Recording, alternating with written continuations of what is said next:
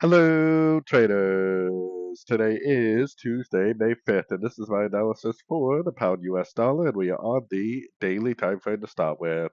So the pound dollar did turn pretty nicely at the 61%, and because of my US dollar analysis, I think there's a good chance that this is either going to go down like this and make like an expanding ABC and then continue back up, or possibly this right here is the completion of a pullback, and it's a completion of a pullback to this last move down, meaning that it's actually going to be a complete trend reversal on the daily time frame and do something like that.